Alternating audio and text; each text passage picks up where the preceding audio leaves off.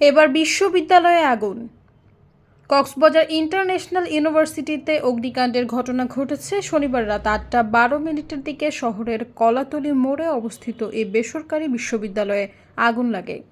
বিশ্ববিদ্যালয়ের সহকারী রেজিস্ট্রার জাহাঙ্গীর সেলিম বলেন, ইসলামিক স্টাডিজ ডিপার্টমেন্টের একটি কম্পিউটারের শর্ট সার্কিট থেকে আগুনের সূত্রপাত হয়। এ সময় কয়েকটি কম্পিউটার ও কিছু বই পুড়ে গেছে।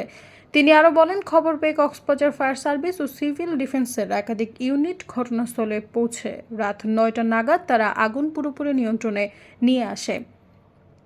বিশ্ববিদ্যালয়ের প্রশাসনের পক্ষ থেকে বলা হয়েছে, পুরো বিষয়টি খতিয়ে দেখা হচ্ছে এবং বিস্তারিত পরে জানানো হবে। উল্লেখ্য, শনিবার দুপুরে শাহজালাল আন্তর্জাতিক বিমানবন্দরের কার্গো সেকশনে ভয়াবহ আগুন লাগার ঘটনা ঘটে, যা নিয়ন্ত্রণে কাজ করছে ফায়ার সার্ভিস। এর আগে বৃহস্পতিবার দুপুরে চট্টগ্রাম ইপিজেডের একটি কারখানায় আগুন লাগে। টানা 17 ঘন্টা জ্বলার পর আগুন নিয়ন্ত্রণে আসে। সৈয়দা ফারিয়া, সমযোগ।